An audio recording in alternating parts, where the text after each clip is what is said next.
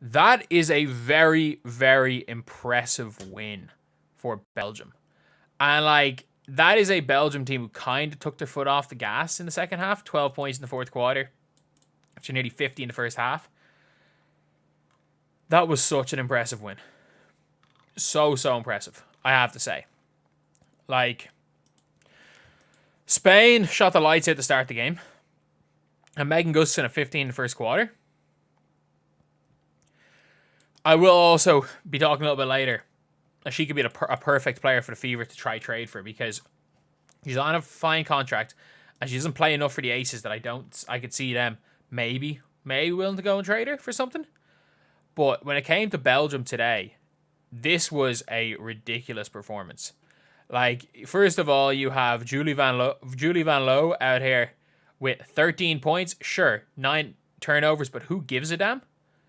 Who gives a damn? She had like 9 turnovers through 3 quarters when they were up by 20 points.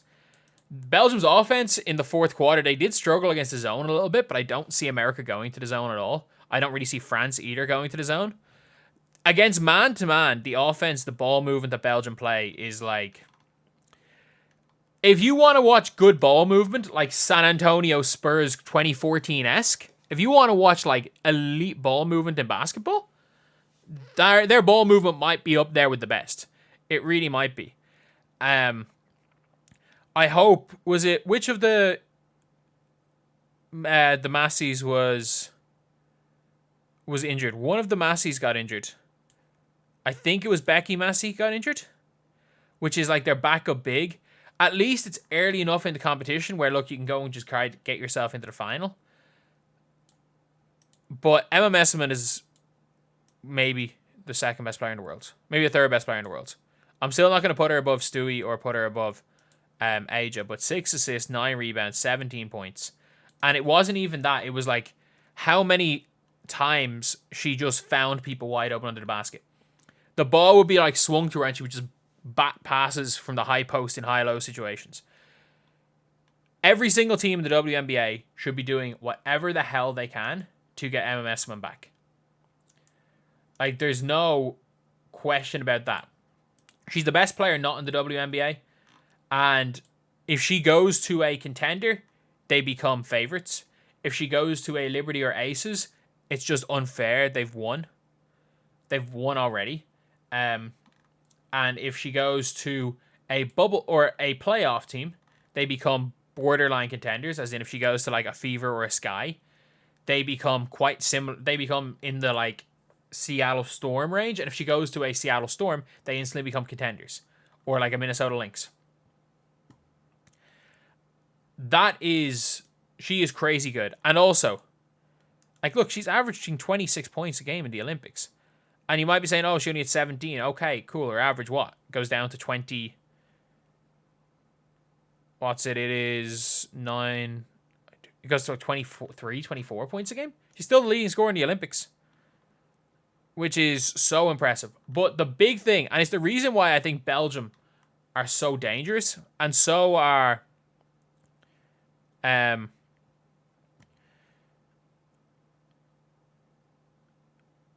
don't even know what some of these comments are, but I don't even like, the crowd is such a big factor. It's going to be interesting to see France versus Belgium, how loud that game's going to be. And we saw it in the men's.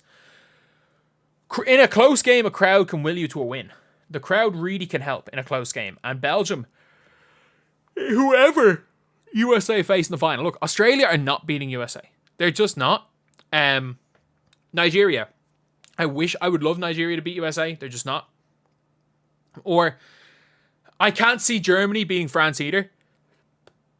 But whichever of France or Belgium come out, like, the only way that Germany make it and beat Belgium again is if Niara Sabli's back, if Fibic is back, and they play equally as well as they did, and Belgium play as bad as they did in that first game, which is not happening. So, if you're Team USA, you're hoping that you're playing Germany. Like, that is you're hoping for that. You are hoping that you are playing as good as Satu is. Satu is not in the greatest shape. She's put like a lot of minutes. She's had to play a lot of minutes, and she's somebody that when she's good with Fibic and Niara and stuff on the floor, but when she's the only player on the floor and she's being told just go and get a shot, she's really struggled. And I think Team USA know they'll beat Germany by 25. So I think they would be really hoping for that. But I think this Belgium team are going to be so tough in that final. Their ball movement, their ball movement is incredible.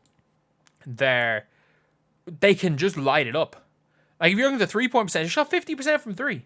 On any given game, they can light it up. You have got the biggest spark plug so far in the Olympics in Julie Van Loo, who has been, like, she will have one brilliant game followed by a garbage game. And you're seeing her, like, 1 of 11 from 3, 1 of 9 from 3, 4 of 8 from 3, and 3 of 5 from 3. She's either going to shoot you out of a game or shoot you into a game. And then you've got the best all-around basketball player not named Stewie or A'ja Wilson. And I think if we're talking about all-around, as good as, like, A'ja Wilson's a better player than her, but if we talk about, like, just a collection of who does the most things good, you could maybe argue that she's 1A, 1B with Stewie as far as her versatility and doing everything. She started off the game, bang, bang, 2 threes in 2 possessions, like.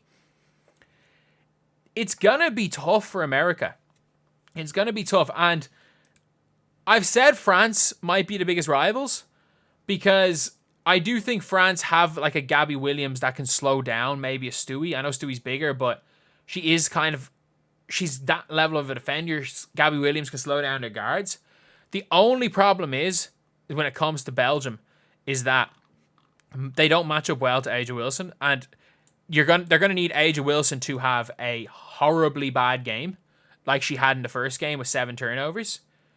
And still, even with those 7 turnovers, she wasn't even that bad. You're going to need her to have a game like that to have really any chance. But this Belgium team's good. This Belgium team is so damn good. And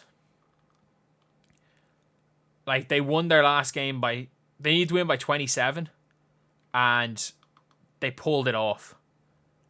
I would say, if you're asking me right now, who are the biggest rivals for? Because Spain are good, by the way. Spain are a good team. And Belgium were up 20-something points at one stage. The biggest rivals are Belgium. Their biggest rivals before the Olympics were Belgium. And if Julie Allemund was not injured, and same, like Becky Massey might end up being injured, if both of them were healthy, well, not even if both of them, if just Julie Allemund was healthy, I think we'd be looking at... I give Belgium maybe a 10% chance of beating. I give maybe a 10% chance of beating America. If Julie Allemund was there, I might give him a 20% chance of beating America. But look, USA are almost certainly going to win. But with the likes of France and Belgium, with how good those two teams are, and even Australia, I think are going to be all right. Like, they might put it up to them. But with how good these two teams are, I think it's really hard to argue that it's at least not going to be a fun game. There's not going to be some form of... like, there's not going to be some slight potential of a miracle. But yeah, that's pretty much it. Thank you guys for watching. Please like, comment, and subscribe.